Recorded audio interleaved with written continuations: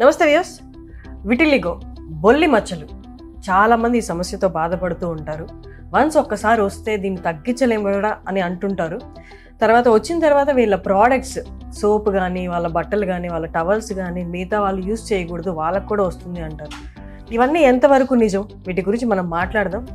Doctor Revanth గారు from doctor Revanth hair and skin clinic is a dermatologist and hair plant surgeon. నమస్తే అండి. Vitiligo అంటే నార్మల్గా అందరికి తెలిసింది ఏంటి అంటే, ఒక్కసారి బొల్లి మచ్చలు వస్తే వీళ్ళని పెళ్లి చేసుకోవడం కూడా కొంచెం కష్టమే. అది తరతరాలుగా వస్తూ ఉంటుంది, నెక్స్ట్ జనరేషన్ కూడా వస్తుంది అని. సో నెక్స్ట్ జనరేషన్ మాట్లాడే ముందు ఫస్ట్ ఎవరికైతే ఉందో వాళ్ళు ఈ మచ్చలు ఇంక అసలు సమస్య, జీవితకాలం సమస్య, దీన్ని మనం జీవితకాలం భరించాల్సింది, దీనికి పరిష్కారం అంటూ లేదు అంటారు. ఇది నిజమా? విటిలిగో అన్నది లైక్ ఒక క్రానిక్ డిసీజ్ అండి. అంటే లాంగ్ టర్మ్ ప్రాబ్లం అయితే ఉంటుంది, కానీ ఇది క్యూర్ చేయలేము అన్నది ఎంత మటుకి నిజం కాదు. డెఫినెట్గా దీన్ని కంప్లీట్గా క్యూర్ చేయొచ్చు. మనం మెయిన్గా చూసుకోవాల్సింది లోపల డిసీజ్ అన్నది ఇన్యాక్టివ్ చేస్తాం ఫస్ట్. తర్వాత కలర్ రావడానికి డిఫరెంట్ టెక్నాలజీస్ అంటే ఫోటోథెరపీ, తర్వాత సర్జికల్ ట్రీట్మెంట్స్ యూజ్ చేసి 100% దాన్ని ట్రీట్ చేయొచ్చు. అంటే లోపల డిసీజ్ అంటే స్ప్రెడ్ చేయడం మనం యాక్చువల్లీ ఆపేయచ్చు. ఎస్, ఇది ఒక ఆటోఇమ్యూన్ డిసీజ్ అండి. మన ఇమ్యూనిటీనే మనకి అగేన్స్ట్గా పనిచేస్తుంది. సో దాన్ని మనం కంట్రోల్ చేయాలి. So it is not only a skin problem అని కాదు. సో జనరలైజ్డ్ మనకి బ్లడ్లో ఉంటుంది కాబట్టి దాన్ని మనం ఇన్ఫ్లమేషన్ని కంట్రోల్ చేసి దాని తర్వాత మనం దాన్ని యాక్టివ్ ట్రీట్మెంట్ చేయొచ్చు. ఓకే, ఉన్నదాన్ని ఎక్కడి వరకు ఉందో అక్కడ వరకు ఆపేసి ఉన్న మచ్చల్ని మనం ట్రీట్ చేసుకోవచ్చు. నార్మల్ స్కిన్ కి దానికి డిఫరెన్స్ ఎలా కనిపిస్తూ ఉంటుందో అది పూర్తిగా పోతుందా? నార్మల్ స్కిన్ ఇప్పుడు వచ్చిన టెక్నాలజీస్ కి ఇంతకుముందు ఏంటంటే థిక్ గ్రాఫ్స్ వేసేవాళ్ళు. లైక్ గ్రాఫ్టింగ్ అంటే ఒక ప్లేస్ నుంచి స్కిన్ తీసి ఒక ప్లేస్ లో పెట్టడం. సో ఇంతకుముందు ఏంటంటే ఆ కలర్ మ్యాచ్ అనేది పర్ఫెక్ట్ గా ఉండేది కాదు. సో ఆ గ్రాఫ్టింగ్ చేసినట్టు లైఫ్ లాంగ్ తెలిసేది. బట్ ఇప్పుడు ఏంటంటే NCS అనే టెక్నాలజీతోని మనము ఆ కలర్ ని ఒక పేస్ట్ లాగా మారుస్తాం అంతే. సో ఇప్పుడు ఒక 10 సెంటీమీటర్ ఏరియా ఉంది. సో ఒక 1 సెంటీమీటర్ స్కిన్ తీసుకుంటాం. ఆ స్కిన్ లో నుంచి మెలనోసైట్స్ అనే సెల్స్ మాత్రమే సెపరేట్ చేస్తాం. ఆ సెల్స్ ని ఈ 10 సెంటీమీటర్స్ ఎఫెక్ట్ అయిన ఏరియా మీద అప్లై చేస్తాం. సో అలా అప్లై చేసినప్పుడు కలర్ మ్యాచింగ్ అనేది పర్ఫెక్ట్ గా ఉంటుంది. స్కిన్ తీసుకోవడం అంటే యాక్చువల్ వేరే చోట నుండి స్కిన్ తీస్తారా? ఎస్. ఇప్పుడు లేయర్స్ లో, స్కిన్ లేయర్స్ లో డిఫరెంట్ సెల్స్ ఉంటాయి.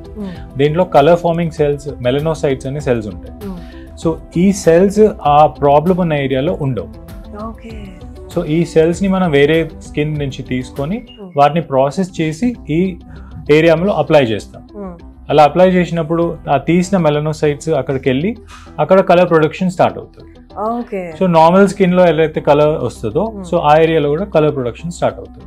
And it's a permanent treatment. ఇప్పుడు ఏంటంటే ఇప్పుడు ఒక చేసాము మళ్ళీ ఆ కలర్ పోతుందేమో అన్న భయం ఉంటుంది. సో అలా ఉండదు, ఎందుకంటే మీ స్కిన్ తీసి మళ్ళీ మీకే ఇంప్లాంట్ చేస్తున్నాం కాబట్టి ఆ మళ్ళీ కలర్ పోతుంది అనే ప్రాబ్లం అన్నది ఎప్పటికీ రాదు. సో కమింగ్ టు అంటే వాళ్ళు వాడిన టవల్స్ కానీ సోప్స్ కానీ పక్కన వాళ్ళు వాడకూడదు, ఇంట్లో ఇంకెవరు వాడకూడదు, వాళ్ళకి కూడా వస్తుంది అంటే ఇది ట్రూవా? వస్తుందా పక్కన వాళ్ళకి? 100% రాదండి. విటిలిగో అన్నది ఇన్ఫెక్షన్ కాదు. It is only a cosmetic condition. మన పాత కాలంలో కుష్టి వ్యాధికి అది కూడా వైట్ గా కనిపించేది.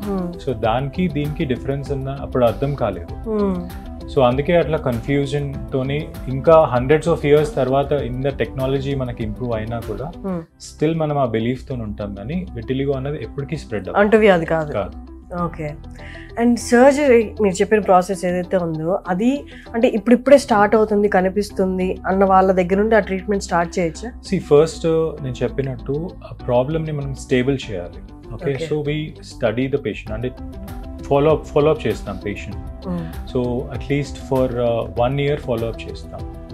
సో ఆ ప్యాచెస్ పెద్దగా అవ్వకుండా అండ్ న్యూ ప్యాచెస్ రాకుండా చేసినప్పుడు మెడికల్గా మనం చేస్తే అప్పుడు మనం సర్జికల్ ట్రీట్మెంట్కి ఆప్షన్ ఇవ్వచ్చు.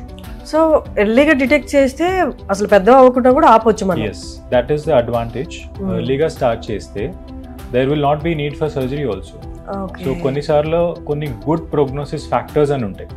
సో ఈ ఫ్యాక్టర్స్ ఏంటి అంటే ఫేస్ మీద ఎవరికైనా ప్రాబ్లం ఉన్నా అండ్ ఆ విటిలిగో ప్యాచ్ లో బ్లాక్ హెయిర్ ఉన్నా అండ్ చుట్టుపక్కల స్కిన్ అనేది యాక్టివ్గా ఉన్నా సో వాళ్ళకి ఆటోమేటిక్గా వితౌట్ సర్జరీ కూడా మనం కలర్ రావచ్చు.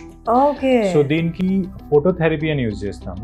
సో ఈ ఫోటోథెరపీలో narrow band UVB and excimer treatments.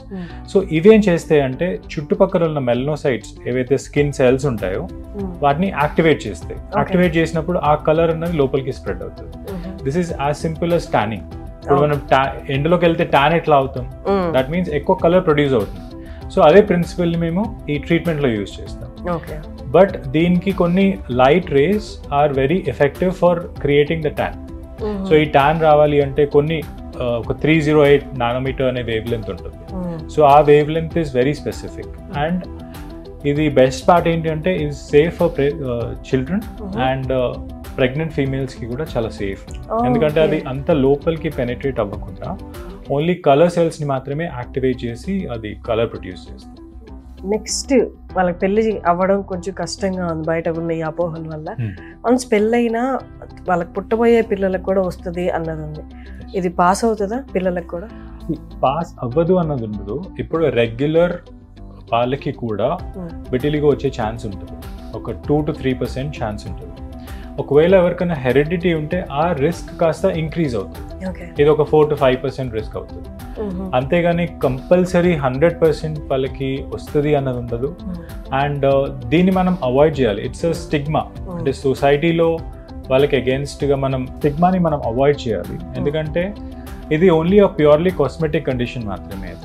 So దీనివల్ల చాలా మందికి డిప్రెషన్కి లోన్ అవుతుంటారు. అండ్ సోషల్గా కూడా వాళ్ళకి పెట్టే ప్రెషర్కి కూడా వాళ్ళు తట్టుకోలేకపోతుంటారు. సో ఇవన్నీ అవాయిడ్ చేయాలి.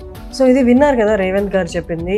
అంటే ఎవరికైతే అవేర్నెస్ లేదో బొల్లి మచ్చలు అనేది అంటువ్యాధి అనుకుంటున్నారు, లేకపోతే బొల్లి మచ్చలు వస్తే జీవితాంతం దాంతో బాధపడుతూ అలాగే బతికేయాలి, పెళ్ళి కూడా కాదు నా పిల్లలకి పాస్ అవుద్ది అనుకుంటున్నారు. ఈ వీడియో చూస్తే మీకు పూర్తి అవగాహన వచ్చి ఉంటుంది. మీరు ఎవరైనా ఎర్లీగా నేను డిటెక్ట్ చేసి ఇది బొల్లిలా నాకు అనిపిస్తుంది అనుకున్న వాళ్ళు రేవంత్ గారిని మీరు సంప్రదించవచ్చు. ఎర్లీ స్టేజ్లో వస్తే అడ్వాంటేజ్ ఏంటి అంటే ఎక్కడ స్టార్ట్ అయిందో అక్కడతోనే ఆపే ఛాన్సెస్ చాలా ఉంటాయి. మీ సర్జరీ దాకా వెళ్ళాల్సిన అవసరం లేదు. ఒకవేళ వచ్చిన వాళ్ళైనా సరే దానికి ప్రాబ్లం ఏం లేదు, సొల్యూషన్ ఉంది అంటున్నారు. సో మీరు కావాలనుకుంటే ఖచ్చితంగా డాక్టర్ రేవంత్ గారిని సంప్రదించవచ్చు. థ్యాంక్ యూ అండి. Thank you so much.